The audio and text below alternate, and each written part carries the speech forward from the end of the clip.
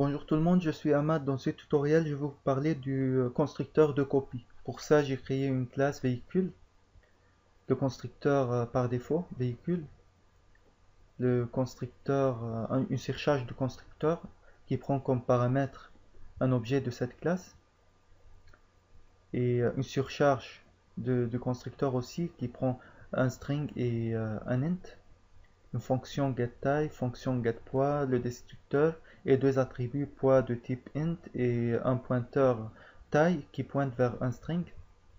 Dans le fichier .cpp, le constructeur par défaut, le constructeur qui prend un string et un int, il y a le poids qui est initialisé à la valeur poids et le pointeur taille qui est initialisé à la valeur taille.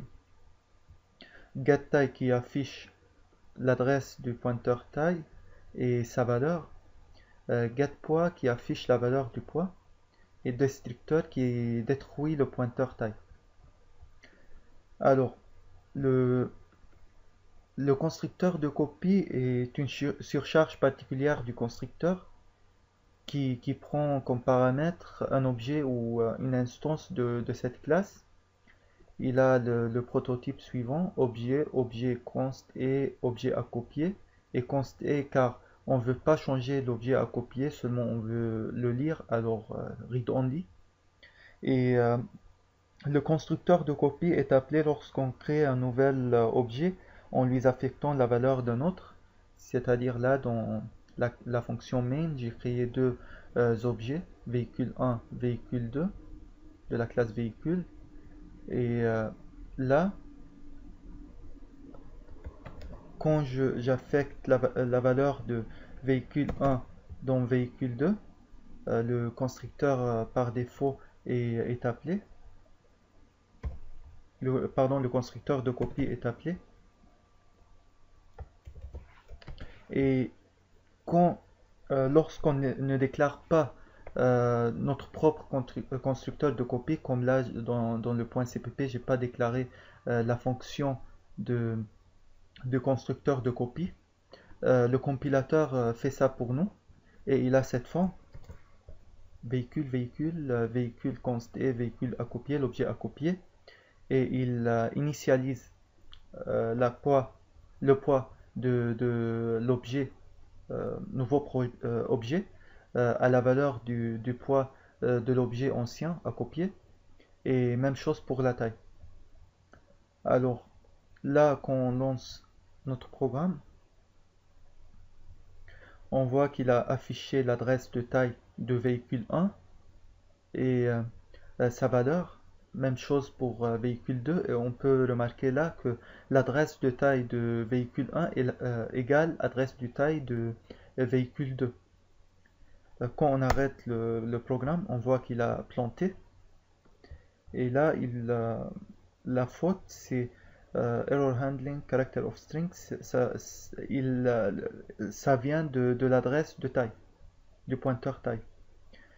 Le problème que quand on a créé l'instance véhicule 1, il y a le pointeur taille de véhicule 1, il pointe vers une adresse mémoire dans laquelle il y a la valeur de taille. Et quand on a créé l'instance véhicule 2, il y a le pointeur taille de véhicule 2. Quand on copie véhicule 1 dans véhicule 2, l'adresse mémoire de véhicule 1 de taille n'a pas changé et le pointeur de véhicule 2 il pointe vers la même adresse mémoire que taille de véhicule 1. Alors quand le destructeur de véhicule 1 il est appelé, il détruit le pointeur taille et puis il détruit alors l'adresse mémoire taille. Et quand le destructeur de véhicule 2 il est appelé, il détruit taille et il essaye de détruire cette adresse mémoire, mais elle est déjà détruite et alors on a un problème. Pour résoudre ce problème, on doit déclarer notre propre fonction de constructeur de copie et elle doit être de cette architecture-là. Alors, véhicule 1, le pointeur taille de véhicule 1, véhicule 2, le pointeur taille de véhicule 2. Quand on copie l'objet véhicule 1 dans véhicule 2, on doit dire au logiciel que tu dois déclarer un nouveau pointeur qui pointe vers une nouvelle adresse mémoire. Et dans cette adresse mémoire, tu copies la valeur de taille qui est dans cette mémoire-là, qui est pointue par le pointeur de véhicule 1, taille de véhicule 1. Alors pour faire ça, on arrête le programme. Et là, à la place de copier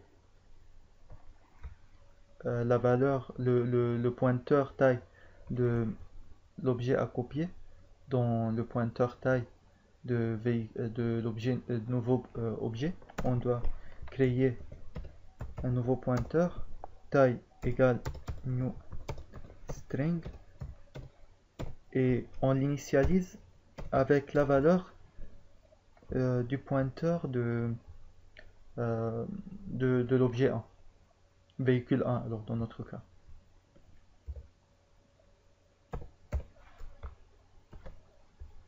Et là dans la fonction main, on appelle ce constructeur,